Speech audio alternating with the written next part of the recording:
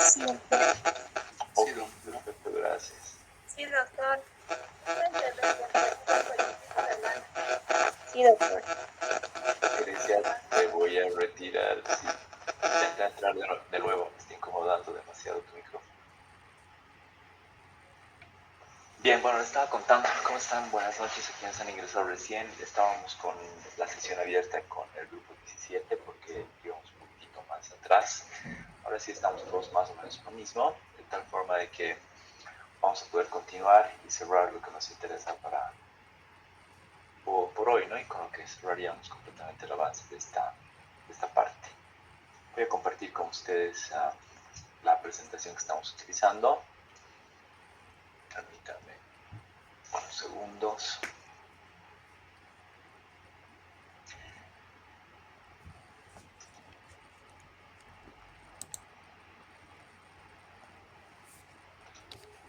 Bien, a partir de este momento ya no vamos a admitir a nadie más dentro de la sala.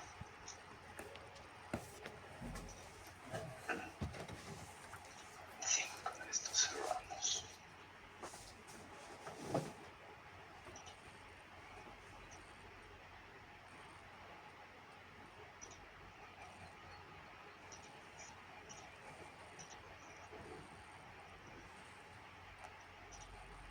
Bien, me confirman por favor si se ve la presentación. Sí, doctor. Ok, genial, gracias. Sí, doctor. Gracias. Bien, bueno, ahora sí todos estamos en lo mismo, creo. Espero.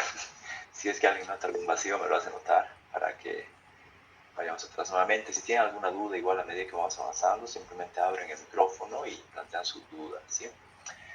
A ver, lo último que hemos visto, lo último que hemos revisado, es la estructura lógica que tienen los párrafos del 3 al 9, ¿no? Con estructura lógica me refiero a la forma en la que está pautada, la manera en la que deberíamos redactarlos. Decíamos, tienen una idea central, tienen un bloque de evidencias y discusión, tienen un bloque de oración de cierre. Hemos descrito qué es lo que significa cada una de estas partes también. Asimismo, hasta este punto, como pueden ver en el esquema, igual ya hemos desarrollado el ejemplo sobre la introducción, hemos visto el ejemplo también acerca del párrafo número 2, ese párrafo especial de definiciones. Hemos hablado acerca de la necesidad de bibliografía complementaria por el problema que tuvo Notebook al presentarnos los libros que le habíamos solicitado. Tienen ustedes ya a mano la instrucción para realizar la búsqueda complementaria de los libros necesarios para la articulación de este párrafo número 2. Después también hemos hablado ya acerca del párrafo número 3, utilizando un ejemplo muy específico, recordando que del párrafo 3 al párrafo 9 decíamos que la estructura sigue una lógica muy sencilla, ¿no? O sea, la lógica de la estructura es la idea central contiene la afirmación que estamos colocando aquí, el bloque de evidencias contiene las explicaciones que sustentan la afirmación, de ese sistema de 7 afirmaciones y explicaciones que habíamos creado ya previamente, y la oración de cierre simplemente nos dice cómo todo lo anterior aporta a la tesis central del ensayo, que recordando, la tesis central del ensayo es la respuesta por adelantado a la pregunta del ensayo que ya teníamos estructurado. Bien, bueno, bajo esa lógica, en este esquema les he mostrado cómo se esquematizaba eso para el párrafo número 3, que es el último ejemplo que habíamos visto, y la forma de esquematizarlo, y esta era una recomendación directa, ¿no? Que sí o sí lo esquematicen para tener esta referencia, era que la línea que está ligeramente hacia la izquierda, lo que hacía era presentar la afirmación, en este caso la afirmación que estamos trabajando sobre el concepto de separación de los padres era la separación de los padres es un evento traumático, y a continuación abajo he colocado las explicaciones, asumiendo que esta estructura responde al modelo número 1 de argumentación que hemos usado, ¿no? Ese modelo que decía, vamos a usar un argumento sumado a otro argumento para sostener la afirmación. Y si ustedes recuerdan, el primer argumento era un argumento psicológico para sostener la afirmación de que la separación de los padres es un evento traumático, y el segundo argumento era un argumento neurobiológico y fisiológico para lo mismo, para sustentar el evento traumático, la separación de los padres como evento traumático. Y también les había comentado que en este esquema ya era necesario colocar, al menos en borrador, la fuente, ¿no?, de donde estamos sacando este contenido, con una estructura ligera, como la que pueden ver aquí, es decir, colocar el nombre de los autores y tal vez el año, porque todavía no está inserto de manera más formal dentro del texto. Sin embargo, también habíamos analizado que este esquema, esta estructura, se desplegaba de esta forma, ¿no? Hemos leído en detalle este ejemplo, considerando que responde al modelo número 1, que ya les comentaba previamente. Y en este ejemplo lo que habíamos visto es que la idea central claramente presenta la afirmación, que en este caso está resaltada con rojo. Las evidencias y la discusión lo que hacen es contener el sistema de explicaciones. En este modelo en particular, que es el modelo 1, no existe ninguna discusión, ¿no? Simplemente son evidencias sumativas. Una evidencia suma a la otra. Pero en los otros modelos, principalmente en el modelo número 2, existe una discusión, pero recordarán que el modelo número 2 es un modelo de debate y tensión dialéctico. Por lo tanto, en este caso no hay una discusión entre autores, que es a lo que se refiere. Y por último, la oración de cierre, que está resaltadita ahí con verde. Bien, bueno, esto ya lo habíamos visto previamente, de tal forma de que ahora lo que vamos a hacer es ver el ejemplo desplegado del párrafo número 4, recordando, como les decía previamente, que la estructura es la misma, del párrafo 3 al párrafo 9. Hay una idea central, hay un bloque de evidencias y discusión, y hay un bloque de cierre. Sin embargo, en este caso, voy a agregar algunos detalles más en base a lo que les había contado hace tiempo. Voy a subir algunas láminas para que lo podamos ver. Cuando estábamos estructurando al inicio la redacción ya del ensayo, les había mostrado esta lámina, ¿no? Y les decía, antes de ver todo esto, vamos a colocar estas premisas. Primero, dónde vamos a ir colocando nuestros datos contextuales y dónde vamos a ir colocando nuestra información de las conversaciones exploratorias. Esas van a ser nuestras premisas de referencia, les contaba. Y como ustedes verán, esto lo hemos ido haciendo progresivamente. Hasta ahora, por ejemplo, datos contextuales, efectivamente hemos colocado un dato contextual o dos datos contextuales macro en la introducción, por lo tanto, lo hemos hecho. Además, hemos colocado un dato contextual en el párrafo número 2. Ustedes recordarán ese dato contextual institucional y o normativo, que en nuestro ejemplo era el derecho a la salud integral consagrado en el Código Niño, Niña, Adolescente, y cómo esto contrasta con la forma en la que se despliegan protocolos que no responden, que no contienen este problema cuando se desarrolla dentro de la hospitalización. Es decir, este dato contextual también ya lo hemos visto en el ejemplo. Sin embargo, todavía, como recién estamos analizando los párrafos de desarrollo, no hemos cumplido con esta premisa. La premisa de vamos a introducir al menos en dos párrafos del desarrollo afirmaciones o explicaciones que contengan datos contextuales. Eso todavía no lo hemos hecho hasta ahora. Sin embargo, eso es lo que vamos a intentar hacer ahora en uno de los ejemplos. Tomando en cuenta también que habíamos analizado previamente esta idea de las conversaciones exploratorias y decíamos el contenido de nuestras conversaciones exploratorias, como las apliquemos, una parte irá a la introducción. Eso lo hemos visto ya en el ejemplo, a pesar de que todavía no hemos ejecutado estas conversaciones. Pero también decíamos, uno de los párrafos de desarrollo requerirá la introducción de datos de las conversaciones exploratorias. Eso todavía no lo hemos hecho, pero también se los voy a mostrar cómo se podría hacer en los ejemplos a continuación. Bien, era necesario recordar este detalle para no perder la forma en la que se van a desplegar estos párrafos. Para lo cual vuelvo al esquema. Entonces la recomendación inicial es, de nuevo, tienen que hacerse el esquema de cada uno de sus párrafos. En este caso, para el ejemplo que estamos viendo, la estructura del párrafo número 4, del que vamos a desplegar a continuación, lo que va a hacer es presentarnos lo mismo, ¿no? Es decir, una idea, evidencias y un cierre. Sin embargo, vamos a utilizar el modelo número 2 de argumentación, ese que ya habíamos visto como un modelo de tensión, de debate dialéctico. Y ese modelo, como recordarán, y voy a subir un ratito para que no nos perdamos de nuevo, para recordar exactamente de qué estoy hablando. Estoy hablando de este ejemplo que habíamos utilizado. Recuerden que habíamos tocado el segundo concepto, ansiedad de niños, el concepto de ansiedad de niños, o sobre él habíamos hecho esta afirmación, y sobre esta afirmación habíamos creado estas explicaciones. Y estas explicaciones en realidad son, primero, una postura, una contrapostura y una postura intermedia. Y les decía, este es un modelo de argumentación dialéctico. Este es el ejemplo que nos vamos a llevar al párrafo número 4. Este es el modelo que vamos a utilizar. Entonces vuelvo a la esquematización que tenemos. Si ustedes ven con detalle el esquema del párrafo 4, pues sigue esa lógica. La primera línea, la que está ligeramente a la izquierda, está presentando la afirmación. En este caso, ¿cuál es la afirmación? Los niños, la capacidad de los niños para adaptarse a nuevos contextos está en debate. Hay un debate académico sobre eso. Esa era la afirmación que teníamos sobre el segundo concepto. Y a continuación lo que estoy colocando es un esquema de las posturas, ¿no? La primera postura o la primera posición decía, los niños tienen grandes problemas para adaptarse, porque ni siquiera tienen la noción de vergüenza. No sé si ustedes recuerdan, ese había sido el contenido que hemos desarrollado. Y después hablábamos de una segunda postura, y la segunda postura tenía que ver con esta idea de, en realidad los niños se adaptan a todo, son extremadamente plásticos y resilientes. Y después teníamos una tercera postura que decía, no, en realidad los niños tienen cierta capacidad de adaptación, pero dependerá del soporte, del entorno que les ofrezca el hospital, ¿no?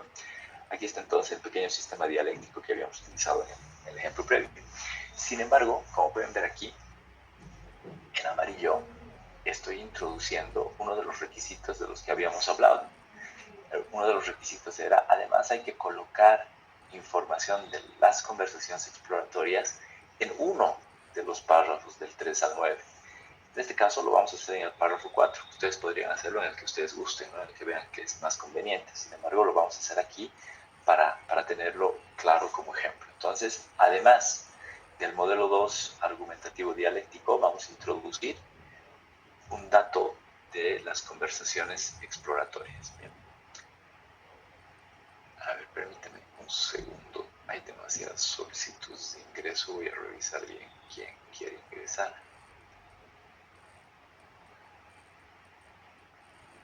A ver.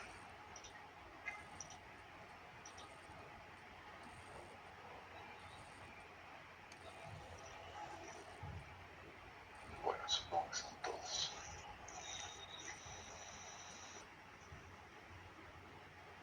Nada más.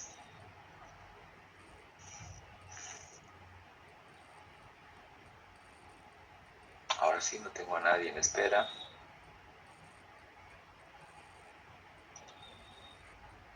Bien, ahora sí, cerramos definitivamente el acceso.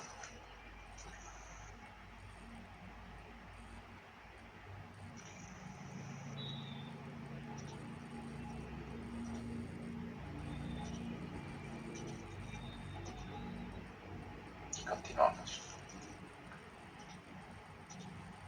Bien, bueno, como les decía, entonces esta es la estructura que vamos a aplicar en el párrafo 4, con la referencia que acabo de comentarles. Bueno, veamos cómo se vería entonces ese párrafo número 4. Este es el ejemplo que vamos a desplegar para este párrafo. Y como pueden ver, en la parte superior he colocado qué modelo es el que estamos utilizando. En este caso es el modelo número 2, el párrafo de debate o tensión, más bien el sistema argumentativo de debate y tensión, es el sistema dialéctico, que es el que coloca una perspectiva, es decir, un argumento de un autor o de algunos autores, un contraargumento de otros autores. Permítanme un ratito, hay un problema con mi presentación.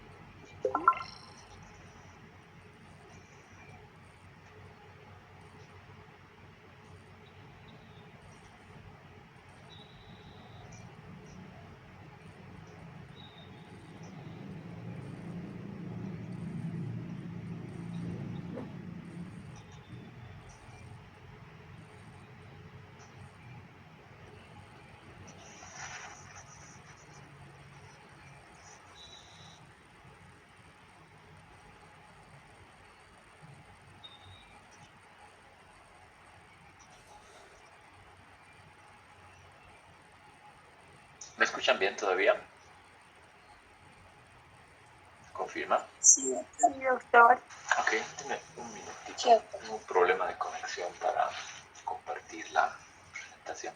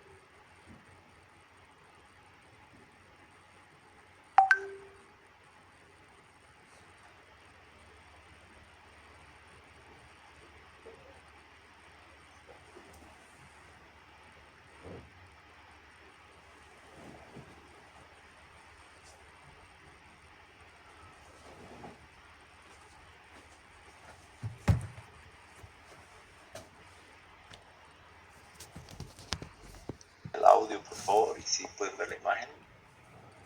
Sí, doctor, se escucha. Ok, genial. Bueno, a ver, esperemos no tener más inconvenientes. Bajo un poquitito más y les contaba la estructura de los párrafos, ¿no? Y la forma en la que este párrafo número 4 va a incorporar el sistema de afirmaciones y explicaciones del modelo número 2, y como lo tenemos desplegado aquí.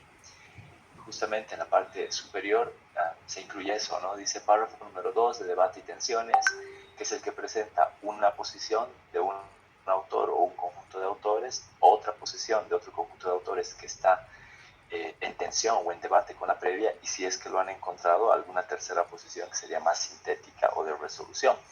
Esa es la razón por la que esta etiqueta en particular tiene la palabra discusión, porque se supone que este tipo de párrafos argumentativos lo que hacen es, o más bien lo que permiten, es que el investigador pueda presentar el diálogo o la discusión de posiciones académicas que existen sobre el núcleo de alguna de las afirmaciones que se han encontrado en la investigación, ¿no? Esa es la idea.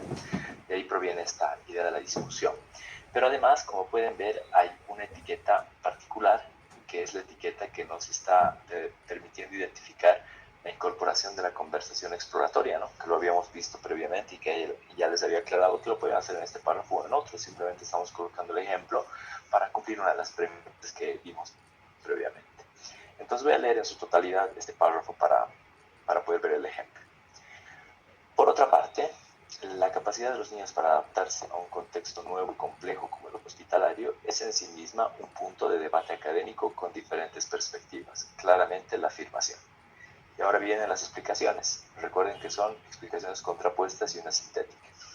Algunos autores, desde una perspectiva del desarrollo social, sostienen que la adaptación es inherentemente limitada, ya que el niño aún no ha consolidado las estructuras cognitivas para gestionar un entorno social desconocido.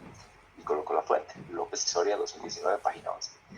En contraposición, y aquí este es el argumento en tensión, es decir, la posición contraria, corrientes de la psicología de la resiliencia argumentan que no se debe subestimar la plasticidad innata del infante, la cual permite transformar un escenario desafiante en una oportunidad adaptativa si se cuenta con el estímulo adecuado. Mendoza 2020, página número 3. Y esta es la posición sintética. Esta tensión es resuelta por una tercera postura, que sugiere que la adaptación no es una característica fija, sino el resultado de una interacción donde el entorno que facilita soporte emocional potencia la resiliencia. Ríos y colaboradores 2020, páginas de la 6 a la 9. Bien, lo que hemos hecho es presentar el sistema de argumentación, es decir, las explicaciones, las tres explicaciones que dialécticamente argumentan, le dan sostén a la afirmación previa. A A continuación presentamos el dato cualitativo de la conversación exploratoria. Recuerden que todavía no tenemos las conversaciones exploratorias, pero esta es la manera en la que podrían introducirse. Sin embargo, no obstante, al contrastar este debate con la realidad en el primer nivel de atención, el personal de enfermería local señalaba en las indagaciones de campo que la resistencia o el llanto del menor cesan inmediatamente cuando percibe la proximidad física de su madre, demostrando que el soporte no es institucional, sino vincular, parental. Abro la cita, personal de enfermería, coma, ya saben cómo va, comunicación personal, coma, el año junio de 2026. Como pueden ver, la manera de introducir este dato cualitativo es diferente a la forma en la que lo hicimos en el párrafo introductorio. En el párrafo introductorio colocamos una cita textual, entrecomillada y en cursiva. En este caso hemos hecho una paráfrasis de lo que el personal de enfermería dice, ¿no? Y además lo estamos contrastando con lo anterior, porque decimos, no obstante ese gran debate que existe y que algunos autores señalan que en realidad los niños se adaptan solitos porque son muy plásticos, o que debería ser la interacción de la forma en la que la institución le ofrece posibilidades para adaptarse y las características innatas que tiene el niño para adaptarse. No obstante todo eso, lo que realmente hemos visto que se ve, lo que se puede contrastar cualitativamente en conversaciones exploratorias, es que la experiencia del personal en enfermería nos dice que los niños dejan de llorar cuando sus padres están cerca, listos para contar, ¿no? Es decir, ese es el punto de contraste que se está colocando en esta redacción en particular. Bien. Oración de cierre, es decir, cómo todo lo anterior le suma a la tesis central del ensayo. Este hallazgo cualitativo es crucial, pues evidencia, y estamos haciendo énfasis en el cualitativo, en el mismo dato, pues evidencia que la separación de los padres elimina el único soporte ambiental capaz de activar la plasticidad infantil, inclinando la balanza hacia una inadaptación que alimenta la ansiedad. Bien, se está reforzando que el último argumento cualitativo es muy importante a considerar, incluso más allá de la gran discusión académica que se sostiene en la evidencia, ¿no?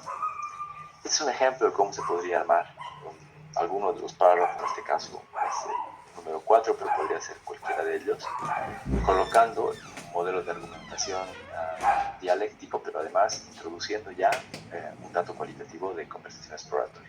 Bien. Bueno, ahora vamos a ver el ejemplo de otro tipo de párrafo. Vamos a utilizar el modelo número 3, siguiendo la lógica de lo que ya hemos desplegado hasta ahora.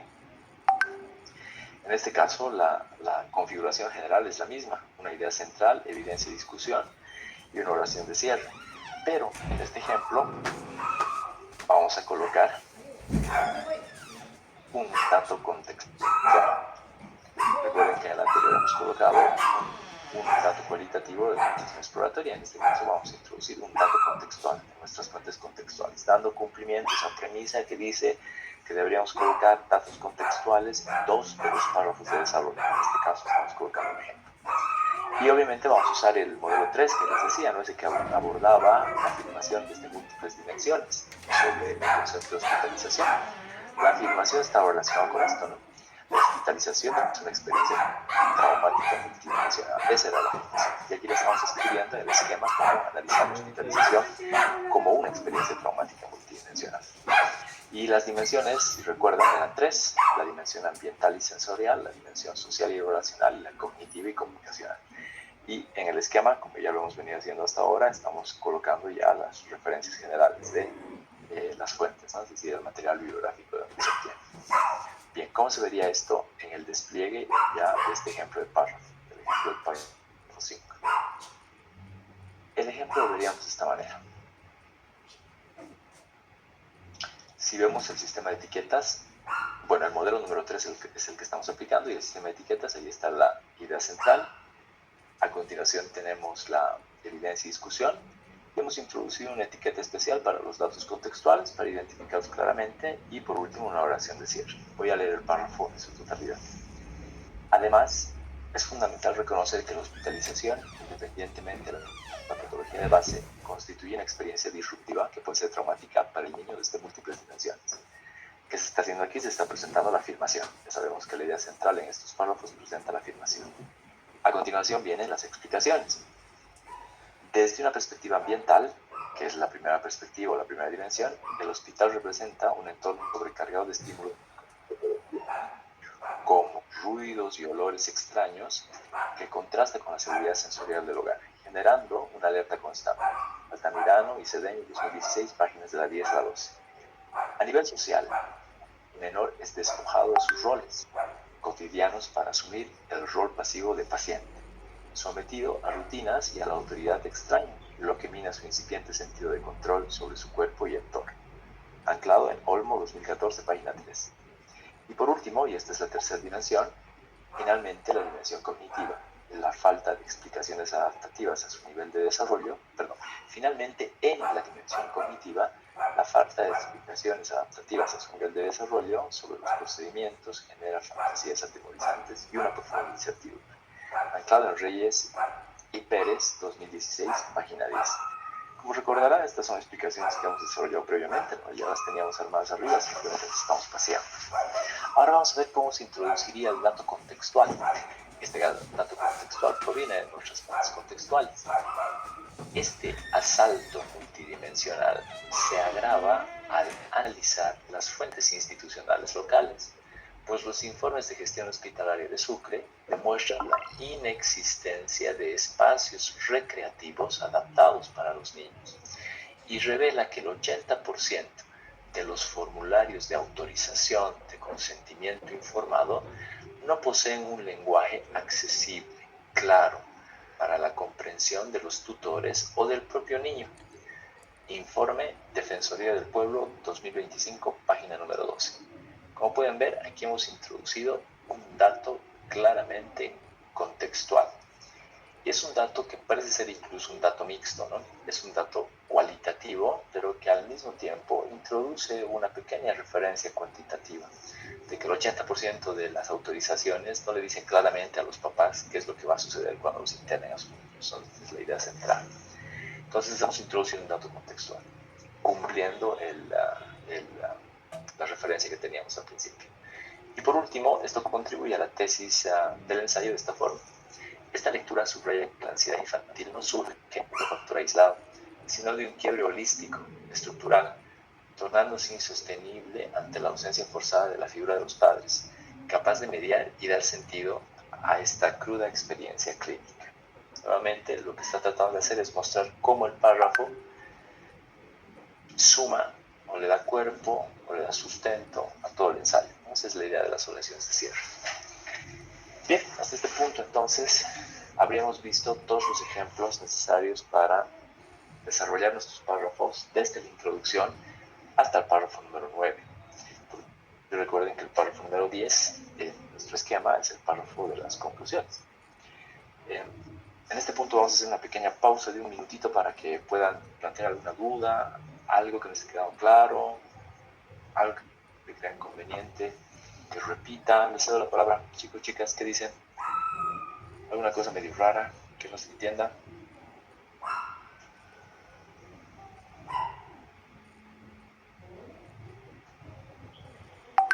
¿Preguntas?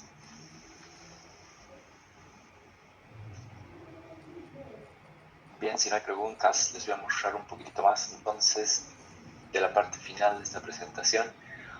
Obviamente no vamos a ver el párrafo de conclusiones porque no estamos en condiciones todavía de ver eso, entonces eso no se preocupen, lo que hemos visto hasta ahora son desde el párrafo 1 hasta el párrafo 9 de manera muy detallada cómo se puede armar, cómo se puede desarrollar con ejemplos, con esquemas y demás. Entonces, en la última parte de esta presentación, como se habrán dado cuenta, tenemos la estructura del ensayo, que ya la conocen, ¿no? Nuestro ensayo final tendrá una carátula, un título, una introducción, un desarrollo, una conclusión, bibliografía y anexos. Por ahora, estamos situando nuestra atención en la introducción y en el desarrollo, que son las dos cosas más importantes. Sin embargo, también estamos haciendo algunas referencias al sistema bibliográfico que vamos a utilizar, en particular la manera en la que se introducen las citas. También en esta presentación tienen por escrito el formato que deberían configurar ya en su documento Word para no tener inconvenientes a medida que van redactando su texto. Y por otra parte tenemos estos otros detallitos ¿Qué son estos detallitos? Son como pequeñas ayudas de redacción, porque a veces no encontramos las palabras más adecuadas para poder vincular algunas ideas, párrafos o darle fluidez a la redacción. Entonces, estos son como que ejemplos de ayuda a la redacción. Bien, por eso dice aspectos formales, algunas formas de redacción que pueden ser de ayuda. Entonces son ejemplos sueltos, pero que si los van leyendo probablemente les hagan sentido para poder incluir esta forma, esta lógica, esta secuencia de palabras en alguna parte de sus párrafos en los que todavía no están pudiendo hilvanar cosas. Entonces voy a leer solo algunos de sus ejemplos. Por ejemplo, en este caso, la ansiedad es un problema sociosanitario, una forma de redactar una frase. Para Robbins y Walker, por su parte, Vidovic señaló, en cambio para Lister, para Scholz, Reed indica que las tres dimensiones del trauma, Wells y Judd señalan algunos factores. Entonces, son simplemente ejemplos de algunas frases y algunas palabras que les pueden ayudar a encajar o a relacionar también frases, oraciones o ideas que están esquematizando ya en la redacción de sus párrafos. Para eso sirve este cuadrito. Lo mismo con este otro. Este dice, titula conectores discursivos. Y estos conectores discursivos se pueden clasificar de 100.000 maneras, como lo pueden ver aquí, ¿no? Hay algunos que sirven para introducciones, otros que señalan mejor las causas y las consecuencias, es decir, modelos causales, otros que son aditivos, otros que permiten ejemplificar cosas, otros que son contraargumentativos, como lo que hemos visto, ¿no? Argumentos contrarios en relación a afirmaciones previas, otros que son de orden, de condición, de propósito, de refuerzo, de reformulación, digresión, temporales, comparación, énfasis, cierre. ¿Qué son en general entonces estos conectores? Les estoy colocando nuevamente un montón de palabras que les pueden ayudar a conectar sus conceptos, a conectar sus ideas y que a veces no las tenemos muy presentes. Entonces vamos a ver un ejemplo como conectores discursivos para introducción o introductorios. Por ejemplo, primeramente, acerca de, en primer término, sobre, para comenzar, inicialmente, en primer lugar, por lo que respecta a, en cuanto a, por lo que se refiere a. Como pueden ver, todos tienen el sentido de iniciar algo, ¿no? Por eso son conectores introductorios. O lo que veíamos hace un momento en este grupo de los contraargumentativos, es decir, mostrar una postura diferente a lo que se había afirmado previamente. Se diferencia de, en lugar de, por el contrario, no obstante, sin embargo, por otra parte, aunque, a pesar de, en cambio. Entonces, lo que tienen que hacer es darle una mirada rápida, ¿no?, a todos estos conectores para ver cuáles les pueden servir si ya van estructurando sus párrafos y nuevamente quedan sin muchas ideas de cómo se pueden vincular frases, principalmente por la recomendación que les había hecho acerca de cómo se tienen que componer los párrafos, ¿no? Y la estricta prohibición de utilizar IA para la redacción de los párrafos. Y en este caso para la redacción del párrafo introductorio, que es el que tiene que presentar hasta el día lunes. ¿Bien? Bueno, con eso dejaríamos esta presentación y les mostraría un pedacito de una cosa más que necesito que quede más o menos clara. Permítanme un segundo, ojalá no tengamos problemas de nuevo con la conexión.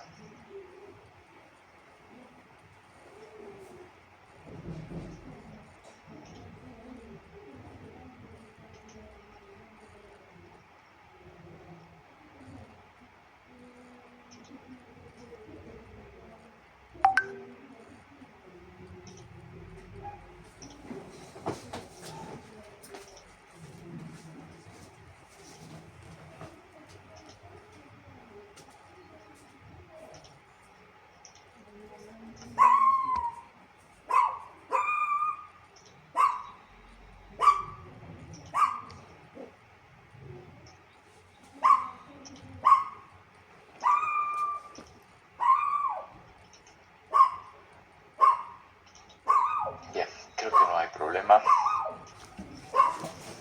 Bueno, este otro contenido que les mostraré son muy pocas láminas, pero ya hacen referencia a cosas muy puntuales de la manera en la que vamos a manejar el sistema de citas, cómo se van a introducir. Lo que han visto, ¿no?, en los párrafos que hemos ido viendo, esas partecitas en las que se coloca a los autores, al año de publicación, a la página. Bueno, esto ya lo conocen, es la estructura general, es este formato, y vamos a comenzar aquí. A este bloque lo vamos a llamar referencias y bibliografía. ¿Bien? La importancia de citar, la idea de citar es lo más importante de este bloque de información. Esta idea de las citas tiene que ver con la honestidad académica, obviamente, ¿no? O sea, es decir, qué tan honesto intelectualmente eres, visibilizando de dónde has sacado lo que estás diciendo. En la escritura académica, citar fuentes es un pilar fundamental porque tiene un doble propósito. Primero, demostrar que eres honesto intelectualmente, es decir, es el acto de reconocer las ideas o conceptos de otras personas que estás usando en tu trabajo. Para eso sirve esta idea de citar. Y obviamente esto está conectado con la idea de no plagiar, o sea, porque si no citas y copias, estás plagiando, y como ya se los había contado, el plagio es una falta grave en la asignatura que tendrá una sanción específica. Pero además, en este caso, el concepto de plagio obviamente aplica solamente a seres humanos, ¿no? O sea, cuando citas a un autor que es un ser humano. En el caso de las guías, pues no estrictamente, si le pides a una guía que haga tu trabajo, no es plagio, pero sí es un acto de falsedad material, ¿no? O sea, técnicamente, que es otro delito académico, digamos. Pero ¿por qué no cuadra como plagio? Porque no estás robando ideas de una persona existente, de un ser humano. Sin embargo, nosotros vamos a encajar todo bajo la figura general de plagio. Entonces, por una parte, tienen que estar bien asentadas todas tus citas, todas las ideas que traigas deben tener sus autores de origen, y por otra parte, tal vez pedir a tu guía que te lo haga, ¿no? Entonces, espero que quede claro. Entrar en la conversación académica. Al citar, demuestras que has investigado el tema, que conoces las voces más importantes en el debate y que estás situando tu propio argumento en el diálogo que has encontrado entre tanto material, entre tantas voces, entre tanto contenido. Para eso sirve. Ahora, en general, citar, lo tenemos aquí definido, es realizar una presentación textual, es decir, copiar y pegar, hacer una cita textual, o resumir las ideas, conceptos, teorías, etcétera, expresadas por alguien más, por otros autores, con la finalidad de apoyar el trabajo que estás desarrollando. Es reconocer lo que se está utilizando en el texto del trabajo desarrollado, reconocer que las ideas que vienen son de alguien más. Entonces, eso es citar. La acción de citar se llama citación. Entonces, a eso nos referimos cuando decimos citar o citación. Y en este caso, existen distintos tipos de sistemas de referenciación bibliográfico que permiten hacer estas citas de maneras ligeramente diferentes dependiendo de qué sistema utilicemos. Hay un montón de sistemas de referenciación bibliográfica, que son básicamente un conjunto de reglas que definen la manera en la que estas referencias, estas citaciones, la bibliografía en general debería estar escrita en textos académicos. No son nada más. Los sistemas de referenciación son esos, son conjuntos de reglas escritas, publicadas en un texto que te dice esta es la forma en la que deberías hacer tus referencias, tu bibliografía y tus citas. En este caso, vamos a familiarizarnos con dos sistemas de referenciación. El primero, que es el APA, del que estamos hablando hasta hace rato, que viene de la Asociación Americana de Psicología, y que tiene como sistema vigente la 7ª edición. Y también utilizaremos Vancouver, pero Vancouver lo usaremos para que vean cuál es la diferencia entre uno y otro cuando hagamos el proyecto de investigación. En este caso, para el ensayo estamos usando APA. Bien. Bueno, entonces, ahora vamos a hablar de cómo se manejan las citas en el sistema APA, con la referencia de la 7ª edición APA para nuestro ensayo. Estas citas, esta suerte de decir que estás utilizando ideas de alguien más de manera explícita en el texto, pueden ser de dos grandes tipos. Las citas pueden ser indirectas o las citas pueden ser directas. ¿Cuál es la diferencia entre citas indirectas y citas directas? Las citas indirectas, lo que se hace es usar tus propias palabras, es decir, tú usas tus propias palabras, tu propio lenguaje para traer las ideas de alguien más al texto. Esta acción se llama parafrasear, parafraseo, traer las ideas de alguien más con mis propias palabras. Y esto, por lo tanto, cuando lo colocas como cita, se denomina citas indirectas. ¿Cuáles serán entonces las citas directas? Las citas directas no son parafrasear, sino más bien son copiar y pegar, es decir, son citas textuales. Estas citas textuales son literalmente idénticas a la redacción de las fuentes de donde estás obteniendo esas ideas. Y las citas directas se pueden clasificar como que en dos grandes grupos. Estas citas se hacen de una manera cuando la cantidad de palabras es menos de 40, es decir, la cantidad de palabras que estás copiando y pegando son menos de 40. Y se hace de otra forma cuando son 40 palabras o más. ¿Bien? Entonces hay como que dos modalidades. Y cuando son 40 palabras o más, habitualmente se las conoce como citas en bloque. Bien, entonces hay dos grandes tipos. Otra cosa que nos interesa dentro del sistema APA es que la forma habitual, la forma central de manejo de las citaciones responde a este formato. Es un formato que se conoce como sistema autor-fecha. Se conoce como autor-fecha a pesar de que no se maneja una fecha, sino se maneja un año, en realidad, ¿no? Pero de todas maneras, esta es la forma en la que se conoce. Por lo tanto, ¿por qué se llama sistema autor-fecha? Porque lo primero que hace siempre es traer a colación al autor o a los autores de la información que estás manejando. Y después viene el año en el que se ha publicado esa información. Sin embargo, no olviden que en nuestro caso, a pesar de que APA no establece la obligatoriedad de colocar la página específica de la fuente de donde estás sacando la información, en nuestro caso vamos a agregar además el número exacto de página para todos los casos, salvo las noticias, por lo que ya les había comentado previamente, ¿no? Entonces, ¿cómo se vería esto en ejemplos?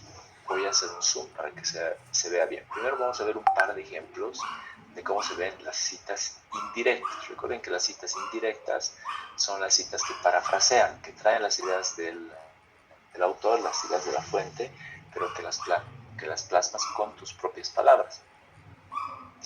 Veamos estas citas indirectas. Las vamos a clasificar de acuerdo a dos criterios más. Si ustedes se fijan, la primera cita indirecta, el primer ejemplo dice cita indirecta en modalidad narrativa y que le da mucha importancia al autor. Y vean que el segundo ejemplo dice otra cosa, dice cita indirecta en modalidad parentética. Parentético quiere decir entre paréntesis, nada más. Y en este caso no se le da la importancia principal al autor, sino la importancia principal en la redacción, en el resto del texto, no en el autor.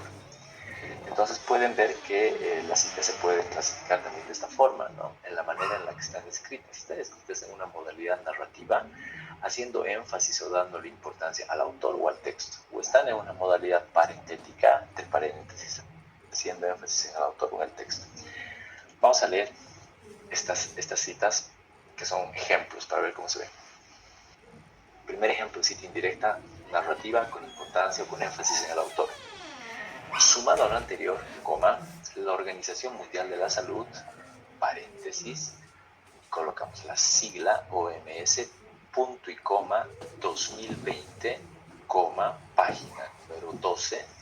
¿Qué es lo que se ha colocado hasta este punto, en esta línea? Está el nombre completo de la institución, en este caso es una fuente institucional, y habitualmente, y este dato es importante, cuando se cita instituciones, si es la primera vez que está apareciendo la institución en el texto que estás redactando, obligatoriamente se debe colocar el nombre completo de la institución y a continuación se debe colocar la sigla de la institución. Solo por una vez, si es que es la primera vez que está apareciendo. En citas posteriores, y volvería a necesitar colocar Organización Mundial de la Salud, solo colocaría o solo citaría la sigla. ¿Bien? Entonces, solo la primera vez que aparece el nombre de una institución que tiene sigla, primero aparece completamente desplegado y después aparece la sigla. Pero como se está trayendo por primera vez la sigla, hay una particularidad en la manera en la que se coloca la información dentro del paréntesis. Se coloca después de la sigla un punto y coma, como pueden ver aquí. Y recién aparece el año de la publicación, una comita y después la página, punto, un espacio y el número de la página. Este es un formato muy particular, muy específico por las razones que les acabo de contar. Ahora, ¿esta es una modalidad narrativa? Sí. ¿Por qué?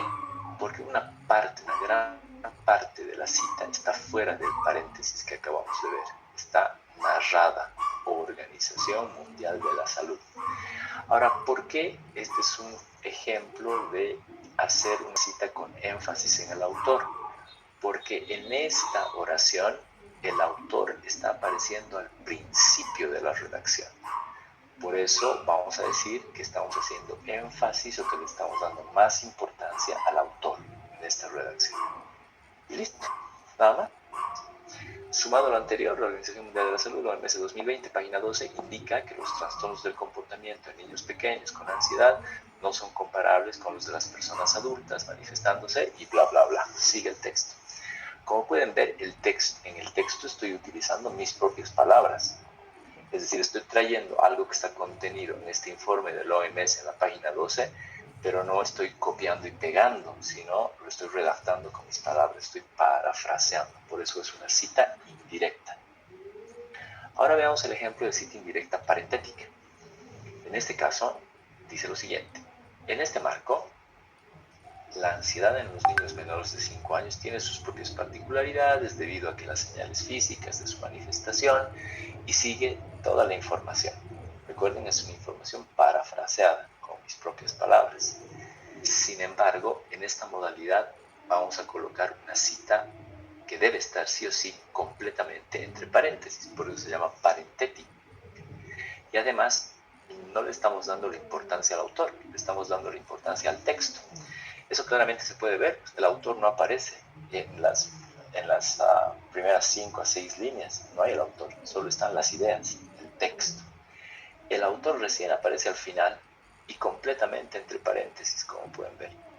Estas ideas corresponden a paréntesis, Arango y colaboradores, punto, coma 2018, coma, P, punto, un espacio y el número de página, cierro paréntesis y cierro todo el bloque. Entonces, claramente esta es una cita indirecta porque se está parafraseando, es parentética porque la fuente está completamente entre paréntesis en este formato y la importancia está en el texto porque se presenta al inicio, se prioriza el contenido del texto y se secundariza al autor. Bien, entonces esta es una modalidad o esta es una forma de realizar citas indirectas y veamos esta mención que tenemos en la parte derecha abajo. Dice: la regla del estilo APA séptima edición es que cuando una cita parentética, es decir, este segundo ejemplo, se encuentra al final de una oración, la cita se considera parte de esa oración. ¿Qué quiere decir eso? Que cuando la cita lleva este formato que acabamos de ver, la cita, es decir, la información del autor, año y demás que está entre paréntesis, se considera parte de la oración. Por lo tanto, el último punto, el punto aparte, está por fuera de la cita. Es decir, la cita forma parte de la oración completa. Ese es el detallito que está recalcando ese recordatorio en la parte derecha. Y nada más, son los dos formatos de cita indirecta que nos interesaría. Ahora, ¿cómo se pueden ver las citas directas? Las citas directas, como recordarán, habíamos dicho, se definen porque si el copia y pegue que voy a hacer tiene menos de 40 palabras o tiene 40 palabras más. Estos ejemplos que ven aquí están haciendo referencia a eso. Voy a hacer un zoom. Ejemplos de citas directas. En este caso, el primer ejemplo dice cita directa y estamos usando los mismos criterios o variaciones que habíamos visto en las citas indirectas. Modalidad narrativa, modalidad parentética, énfasis en el autor o énfasis en el texto. En este primer ejemplo es modalidad narrativa y énfasis o importancia al autor. Sin embargo, los dos primeros ejemplos nos están mostrando citas de menos de 40 palabras. Por lo tanto, se ven de una manera en particular. Las citas de menos de 40 palabras, como pueden ver, se mantienen dentro de la oración, dentro de la redacción del texto. Lo único que se hace es colocar comillas. Por lo tanto, recordando, las citas directas son la información literal, copiada y pegada que quiero insertar en mi texto de la fuente que estoy obteniendo. Como estoy copiando y pegando, si tiene menos de 40 palabras, debo colocar esa información entre comillas y esa información va dentro del texto, dentro de la misma redacción del párrafo. En este ejemplo podemos ver que es una cita narrativa. ¿Por qué? Porque el autor está en modalidad de narración, no está dentro del paréntesis. Arango y colaboradores 2018 indican que, abro comillas, y aquí viene la cita textual de menos de 40 palabras. Las señales físicas de manifestación de la ansiedad son dolores de estómago o de cabeza, y sigue la cita hasta que cierro en este punto. Cierra comillas, y ven que en esta modalidad en particular de redacción, lo que se ha hecho es llevar la página a la parte final. Es una alternativa de redacción solamente. También podría tenerla dentro del primer paréntesis, es decir, después del 2018 colocar una coma y colocar la página. Sin embargo, esta es una modalidad alternativa que podrían usar en su redacción, llevarse la página al final y después colocar un punto. Entonces, esta es una cita directa narrativa y que está dando énfasis al autor porque el autor está apareciendo al principio, claramente. Veamos el segundo ejemplo. Cita directa, en este caso parentética, y que va a hacer énfasis en el texto, no en el autor, sigue siendo menos de 40 palabras, lo cual quiere decir que debe estar entrecomillada e inserta dentro de la redacción. En este caso, comienza la cita directamente en el ejemplo. Abres comillas y tenemos toda la cita completa. Y una vez que cierro la comilla, aparece la citación. La Organización Mundial de la Salud, 2018, páginas de la 4 a la 6, dentro de paréntesis, por eso es parentética, y la importancia de esta cita está en el texto. ¿Por qué? Porque el autor aparece al final. Es decir, la cita entre comillas está primero y el autor está secundarizado en la parte final. Probablemente aquí ven una particularidad, ¿no? En caso de que este ejemplo está redactado de esa manera, ¿no? Pero en caso de que esté apareciendo, como lo decíamos antes, la institución por primera vez y estés usando esta modalidad de citación en particular, es decir, parentética, la Organización Mundial de la Salud está dentro del paréntesis. Pero como es la primera vez que lo estoy citando, tengo que traer la sigla también. Como está dentro del paréntesis, la sigla ya no puede estar dentro del paréntesis, por eso se usa un corchete. Coma 2018, páginas 4 a las 6. Solo en esta modalidad, ¿no? Si te tocaría en algún punto, esa es la razón por la que se están utilizando corchetes dentro de estos paréntesis. Seguimos con los ejemplos. Estos otros dos ejemplos son de citas directas de más de 40 palabras, lo cual quiere decir que el formato cambia. Si son de más de 40 palabras, ya no se colocan comillas y el texto ya no está integrado en la redacción, sino que funciona en modalidad bloque. Recuerdan que decíamos al principio, estas son citas en bloque. ¿Por qué se llaman citas en bloque? Porque como pueden ver, se salen de la redacción del texto como un bloque completo y sin comillas. Veamos el primer ejemplo, es narrativo, importancia en el autor. Según Schwartz 2021, para comprender la ansiedad pediátrica se debe definir primero la ansiedad en general. ¿Cómo? Estoy presentando una definición. 2 puntos. Como son más de 40 palabras y es una cita textual, entonces no va con comillas, se saca el bloque completo fuera de la redacción y se lo pone aparte, y aquí está la cita completa. Una respuesta emocional que se representa, esta es una cita textual. Y en esta modalidad de redacción se ha optado por colocar la página al final, como pueden ver aquí. También podría estar igual dentro del paréntesis al inicio del texto, pero es una variación en la redacción. Ahora veamos la última cita o el último ejemplo. Parentético, importancia en el texto, más de 40 palabras. Lo mismo. Para comprender la ansiedad pediátrica se debe definir primero la ansiedad en 2 puntos. El bloque sale de la redacción, se coloca completamente la cita textual. Y en este caso, como le estamos dando importancia al texto, el texto viene primero y el autor se secundariza. Y como es parentética, hemos colocado el paréntesis, en el cual está toda la información de la fuente. La única diferencia en relación a la ubicación de un detallito que es nada más de redacción en este tipo de citas es sobre el punto final cuando termina la cita. Como podrán ver, la cita textual termina en un punto y lo que completa la información de la fuente está fuera de ese punto. lo mismo aquí, a diferencia de lo que habíamos visto en citas previas. Y eso está aclarado en este detalle. Dice, cita en línea corta, por ejemplo, lo que teníamos arriba. Todavía, cuando la cita se hace entre comillas, se asume que la cita forma parte de la oración, por eso los puntos finales están por fuera de la información de la fuente. Sin embargo, cuando el bloque se desprende de la redacción, se asume que ya la cita ya no forma parte de ese bloque. Por eso el punto aparece antes de colocar esa información final, ¿no?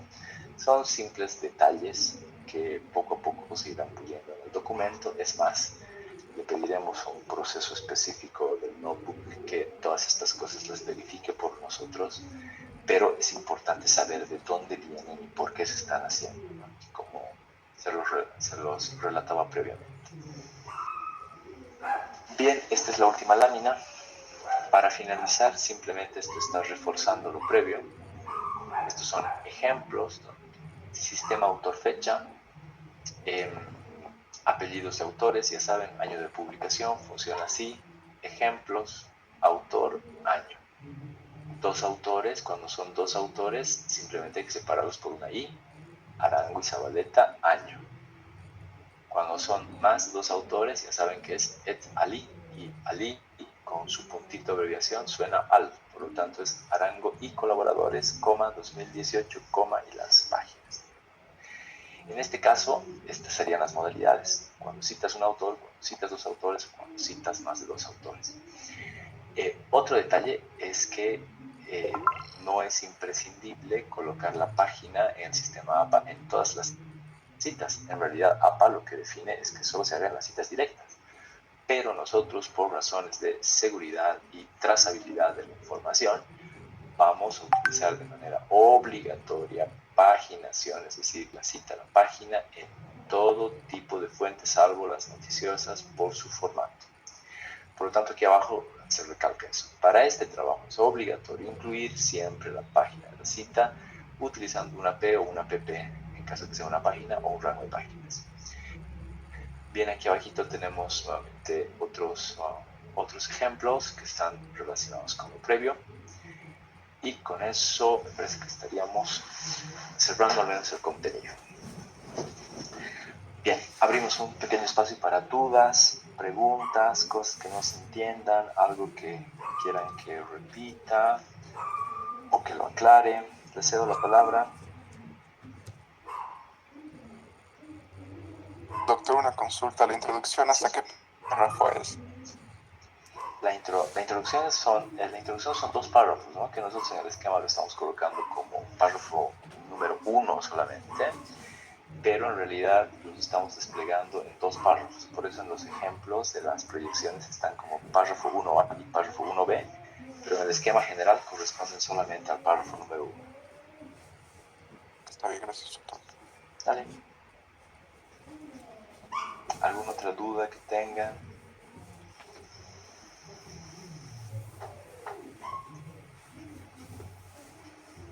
¿Dudas, preguntas? Pueden hacer cualquier pregunta en relación a lo que están redactando, igual, no necesariamente respecto a esto que acabamos de ver. Doctor, buenas noches. Nada, vale. En el primer párrafo, justamente lo que tenemos que presentar, creo que mencionó una parte que teníamos que presentarlo en blanco porque justamente no teníamos todavía la información. Esa parte no entendí, o es que aluciné en esa parte. Es esa partecita. A ver, lo voy a tratar de proyectar. Dame un segundo para que se vea mejor. Ya.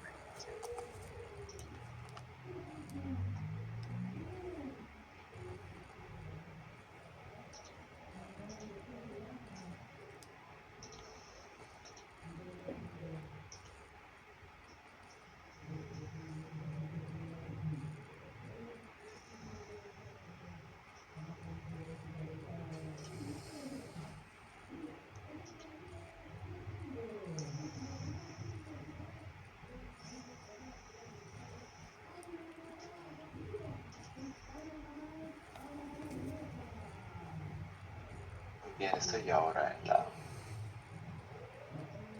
la introducción. Me refería justamente a esta partecita, ¿no?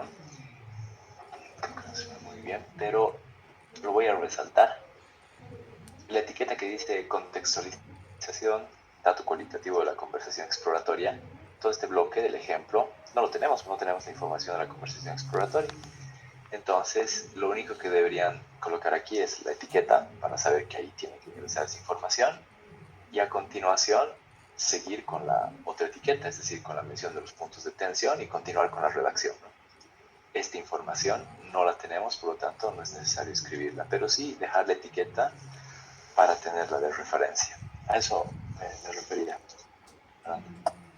Ay, ya, gracias, doctor.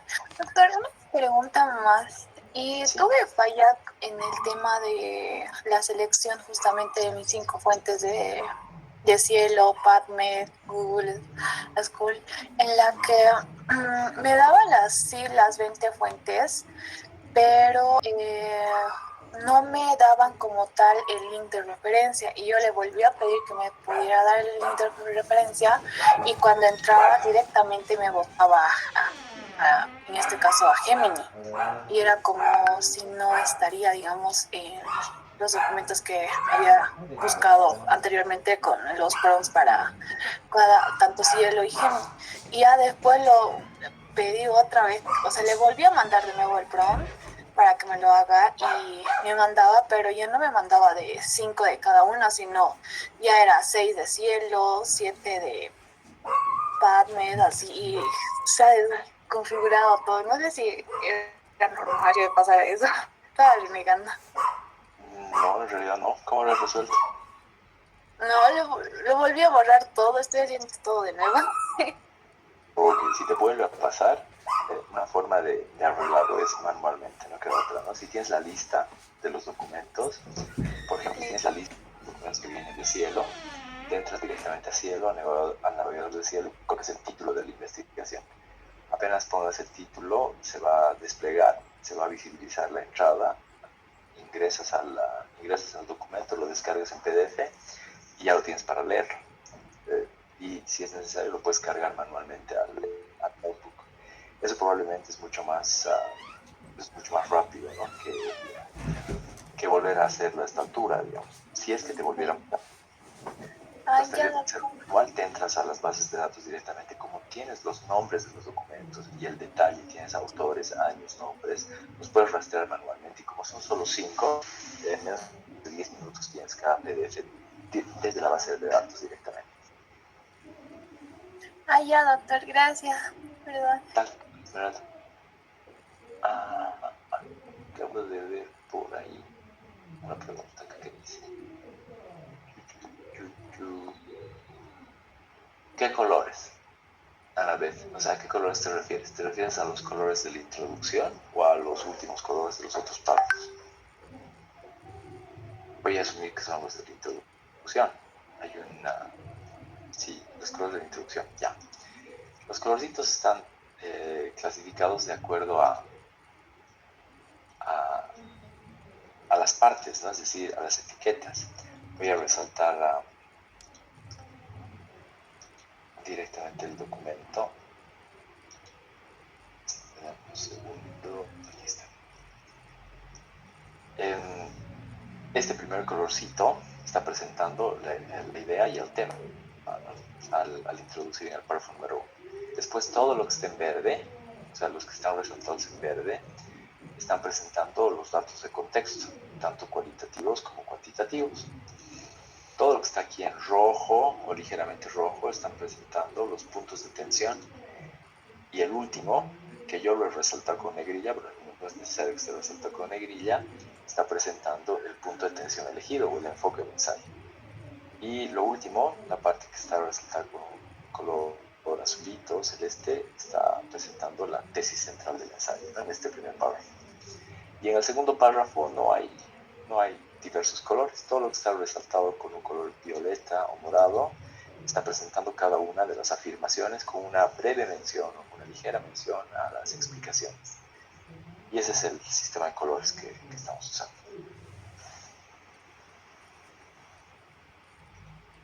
Bien, si alguien tiene alguna duda más.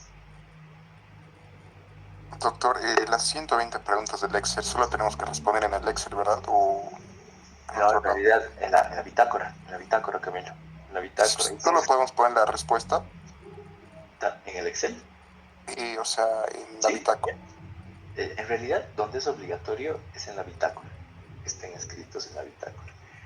Em, si quieren y pueden, también podrían estar en el cuadro de sistematización, pero en realidad tienen que ser respuestas muy cortas, muy concretas, ¿no? Una línea para cada respuesta en la bitácora es más que suficiente para que se vea bien cuál es el sentido, cómo están estructuradas. So- Pero no es necesario en el cuadro, en el Excel. Solo anotamos las respuestas, ¿verdad? Ya no la pregunta. Sí, sí, sí, claro. Ah, está bien, gracias a todos. Perfecto. Sobre las afirmaciones. Espérame un segundito, Abril. Sobre las afirmaciones y explicaciones, dice Mauricio, están basadas en los elementos, claro. Cada afirmación y cada explicación, cada par de afirmaciones y explicaciones están basadas en cada concepto, ¿no? En cada uno de los conceptos. Es decir, tomas un concepto, sobre ese concepto haces una afirmación y haces las explicaciones. Entonces sí, sí están basadas. Abril, adelante.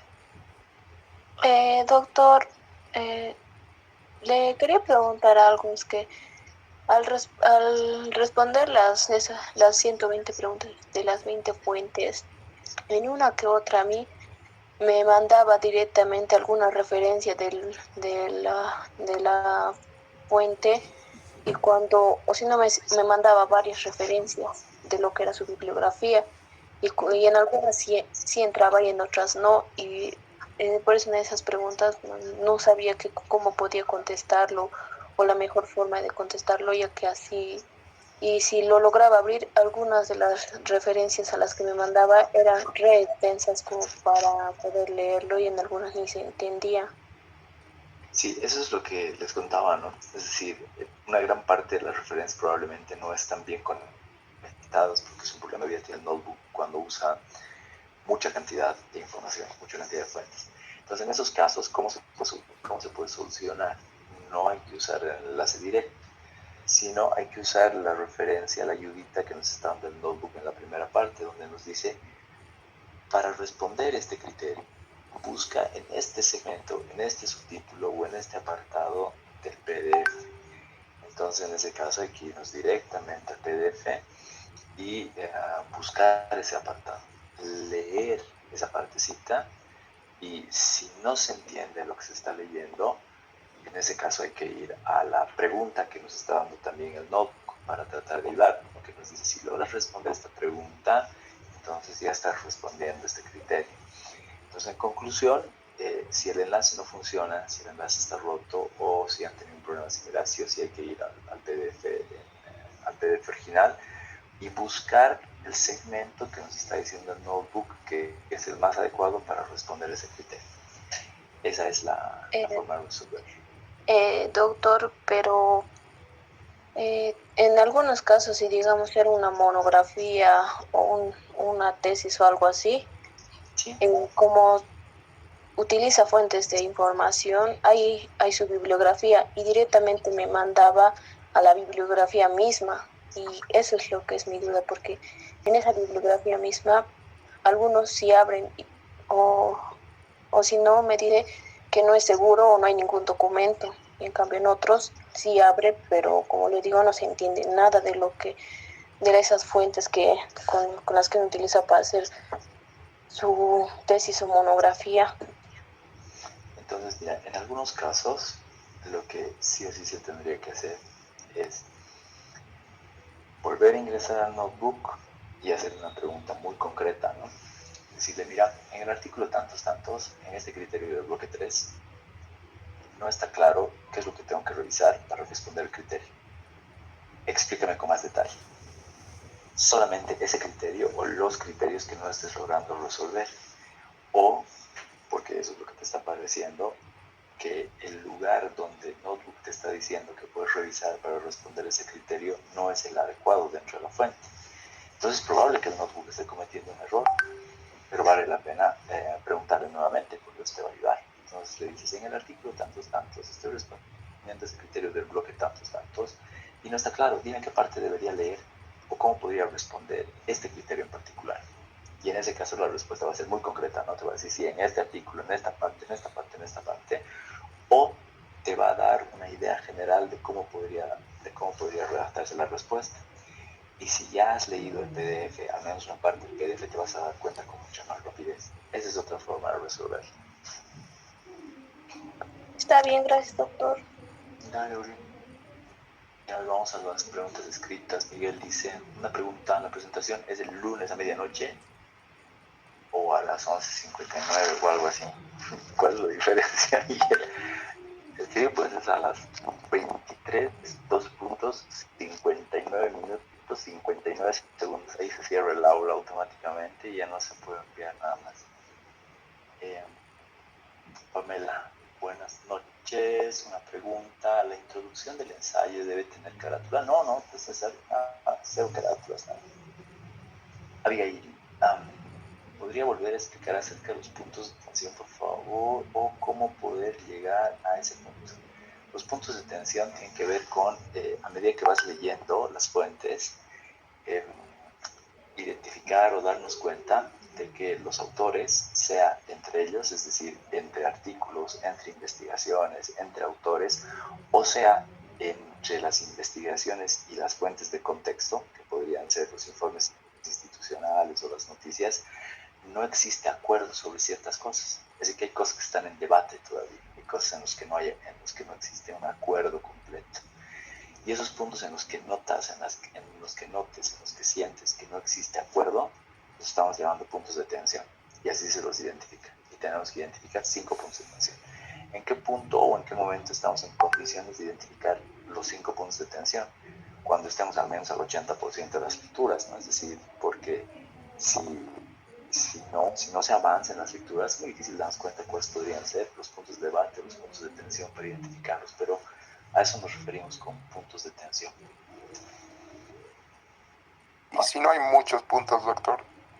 Los que existan, ¿no? O sea, se supone que deberían haber muchos, porque son muchos. Es decir, como son 20 fuentes y son 10 de contexto, entre 30 fuentes, es muy difícil que exista un consenso, ¿no? Pero si realmente después de revisar no se encuentran esos puntos de tensión, declaras lo que encuentres. Después verificaremos si en realidad o no los has encontrado porque no eran visibles y realmente tu estado del arte no los tiene, o si faltaba algo para poder identificarlos. Pero con tantas fuentes, lo más probable siempre es que sí se encuentren. Ahora vamos a ver, Jelmy dice, la bitácora podemos presentar en digital. Claro, en realidad la bitácora la tienen que subir en tal, porque la presentación es digital, es en el aula virtual. Pero para la parte final, en alguna de las evaluaciones intermedias, les voy a pedir que me la presenten manualmente. Entonces, tiene que estar también en físico, ¿no? Pero para esta presentación es digital, totalmente digitalizada. Anabeth, ¿cómo le mandamos el enlace? Mañana hasta el mediodía voy a publicar el instructivo detallado de qué documentos tienen que enviar y cómo tienen que enviar para que no se pierdan. Y un detalle que lo mencioné ayer, pero lo vuelvo a mencionar ahora, que no lo había señalado cuando hemos hecho las clases físicas, es que todos los documentos en PDF, que son sus 20 fuentes de estado del arte, que todos están en PDF, y sus fuentes de contexto, los que se pueden descargar en PDF, porque obviamente hay muchas noticias que están alojadas en el sitio de noticias y no se pueden descargar en PDF, pero los informes institucionales, la mayoría de ellos sí están en PDF, deben tenerlos descargados en su computadora, tableta, celular, donde estén trabajando en una carpeta específica, y deben estar nomenclados, deben tener el nombre que están usando en el cuadro de sistematización de fuentes, es decir, deben estar organizados como ART1, ART2, ART3, contexto 1, contexto 2, contexto 3, porque les voy a pedir que suban eso al aula virtual como parte de la entrega de este lunes. Entonces, todos sus documentos deben estar bien organizaditos, todos los PDFs bien nomenclados, y les voy a pedir que lo hagan a través de compartir una carpetita de Drive, ¿no? Pues no se pueden subir directamente por sus pesos, pero sí una carpetita de Drive, y en el instructivo va a estar cómo hacerlo exactamente. tomen ese recaudo. Ayer ya se los había comentado, lo vuelvo a repetir. Aileen dice, ¿nos podría mencionar el orden de la presentación de todo lo que tenemos que tener en la bitácora? No, es imposible, ¿no? O sea, porque se los he ido mencionando durante los 2 meses y medio, entonces no es imposible repetirlo en detalle ahora. ¿Alguna duda que tengan? Doctor, perdón que lo voy a interrumpir. Tengo otro pequeño problema. Como usted dice, de algunas de mis fuentes de mí son artículos. ¿Sí? Y cuando los descargo, obviamente no son en PDF y no solo puedo entrar directamente desde Chrome de mis descargas recién a los artículos nuevamente. Y o sea, esa parte, ¿cómo haríamos para que lo pudiera ver en la carpeta de Drive? O Sí, como directamente esos artículos no los va a revisar, no sé, esa parte, doctor. sí, o sea, como les decía, todos los artículos del estado del arte, como los de Cielo, los de Redalyc y los de PubMed, todos están en PDF. Entonces es obligatorio tenerlos disponibles para poder enviarlos. Las fuentes que se han encontrado a través de Scholar Google, es probable que algunas de ellas no estén en PDF. ¿Por qué? Porque Scholar Google no es una base, ¿no? Sino nos ha redireccionado a otros lugares. Entonces tal vez hay alguna que otra fuente que no está. Entonces las que no están disponibles no es necesario adjuntarlas o colocarlas en la carpeta porque no se pueden descargar. Se puede hacer de otra forma, pero no es necesario. Porque en esos casos, si es que al azar alcanzo a revisar alguno de ellos, simplemente me voy a tu cuadro de notebook, abro el enlace y se va a abrir. Entonces no hay ningún problema. Pero los que están en PDF, que corresponden a Cielo, a PAP y a Redalyc, deben estar obligatoriamente disponibles en un enlace de Drive de acuerdo al procedimiento que les voy a mandar por escrito esta mañana al mediodía. Después, otras fuentes que seguramente no las vas a tener en PDF son las fuentes noticiosas, las de contexto. Las noticias no las vas a tener en PDF, no es necesario tenerlas en PDF, pero las fuentes institucionales, si son informes, como por ejemplo un informe de la OMS, un informe del Ministerio, es casi un hecho que sí están en PDF, entonces eso sí los debes tener disponibles en PDF y los deberías tener una carpeta para poder enviarlos. Bien. A ver, vamos de nuevo a los mensajitos. Dice, ¿puedes explicar sobre digitalizar el cuaderno? Miguel, digitalizar, pues, o sea, la bitácora la escaneas y ya está digitalizada. Nada más. Descargas una aplicación de escaneo con la que viene por defecto en tu celular, la escaneas, la tienes en documento PDF o en el tipo de documento que te salga y la tienes disponible. El tema del escaneo, lo único que deben cuidar es que su documento pese menos de 20 megas, porque si no, no lo van a poder subir. Y habitualmente un PDF de tan pocas hojas va a pesar más de 20 megas. En caso de que su documento pesara más de 20 megas y ya estén en crisis de que no pueden comprimirlo, no pueden reducirlo, entonces lo ponen a su misma carpeta de Drive donde me van a mandar los PDFs y me la comparten ahí y listo. Ya no es necesario que pese menos de 20 megas. Mauricio, en cuanto a lo digital, ¿quiere decir que las 120 preguntas y la bitácora tienen que estar en ese Word o podemos sacarle foto? Eso sí no lo estoy entendiendo bien. La bitácora tiene que estar digitalizada, de preferencia usando cualquier aplicación de escaneo que les facilita digitalizar su cuaderno manual, ¿no? El manufacturado. Ahí es donde deberían estar las respuestas del bloque 3, todas las respuestas del bloque 3.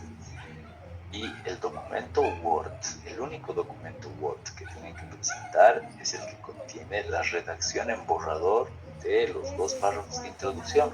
Nada más. Ese es el único documento Word que debería tener el formato del que hemos hablado. Entonces no hay que confundir esas dos cosas, ¿no? El único documento Word son los 2 párrafos de la introducción en borrador bajo el formato que tienen en las proyecciones y que hemos visto ayer. Bien, ya no tengo más preguntas escritas en mensaje. Gabriela, adelante.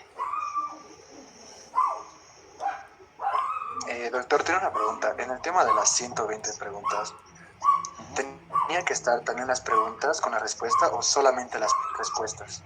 No necesariamente, solo es necesario colocar en la forma en la que lo estés haciendo normalmente, ¿no? O sea, tu bitácora es artículo tantos, tantos, bloque 3, y no sé, puedes colocar columna 1 y respuesta, columna 2 respuesta, columna 3 respuesta.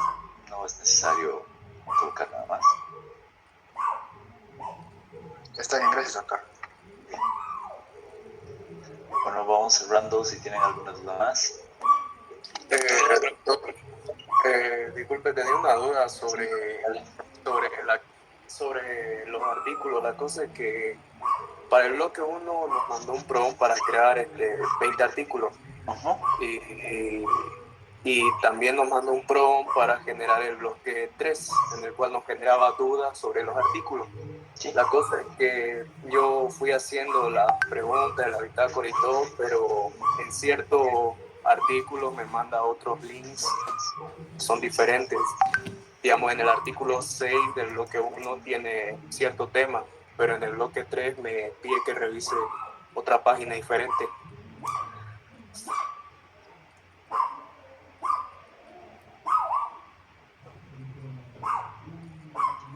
Es decir, las fuentes no están referenciadas directamente en el enlace que te presentan, ¿no, Manuel? ¿Te refieres a eso? Sí. Sí, es el mismo problema que contaba Abril hace rato. Entonces, en este caso, si es, o sea, hay dos posibilidades, ¿no?